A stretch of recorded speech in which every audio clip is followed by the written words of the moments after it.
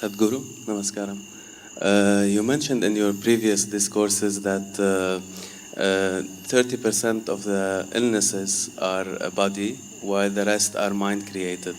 I just want to know, in case you do get an illness, how do you know that it's mind-created or it's of the body? And in case it's psychosomatic in nature, what would be the emotional and the thought pattern that's behind it? How would you find that out and correct it if possible? Thank you. Suppose your right hand gets up and does funny things and smashes you, pokes your eyes, do you have an ailment or no? Yes, isn't it? For sure you have. That's exactly what your mind is doing, isn't it? It gets up, pops around, hurts you, pokes you, makes you cry, makes you suffer. Do you have an ailment or no?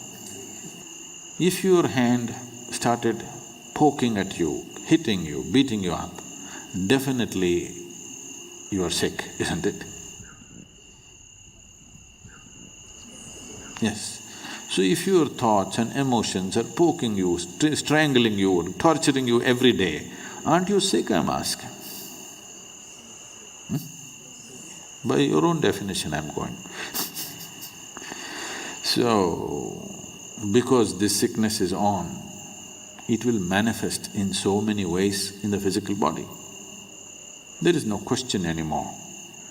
Every thought, every reverberation on the level of the mind, depending upon the type of reverberation you create, the whole chemistry is going through a change. It's all been measured. Right now you sit here and think about tigers, you have one kind of chemistry, chemical changes happen. You think about flowers, another kind of chemical change happens.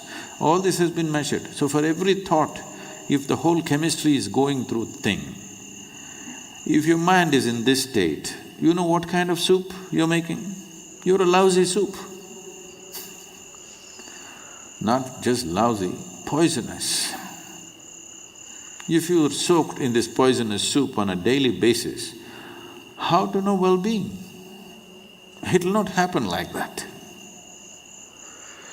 We don't have so much control today in the world as to what we eat, what we drink, what we breathe, all of it is somewhat poisoned.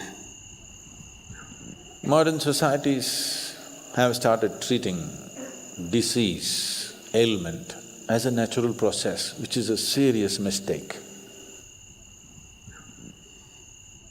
Ancient societies always saw disease as something wrong. That's not how a man should be. A human being should not be in any state of illness, because illness means something fundamentally wrong.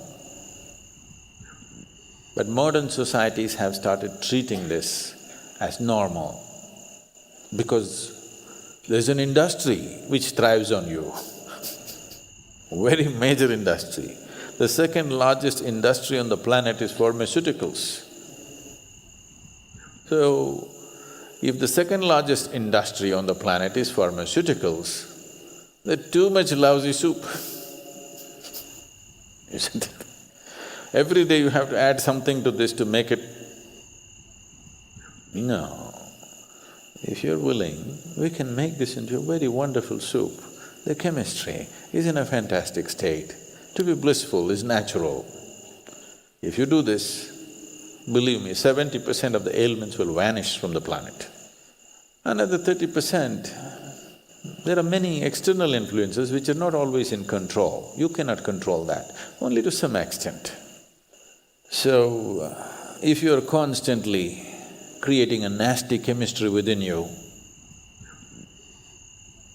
how is life within you supposed to understand you're seeking well-being? How? It's just unfair.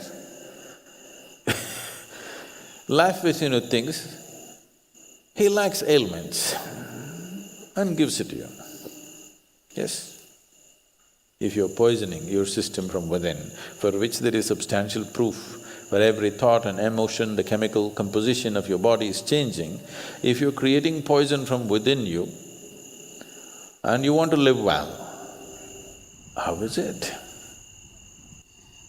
Life doesn't work like that. Unless you do right things will not happen to you.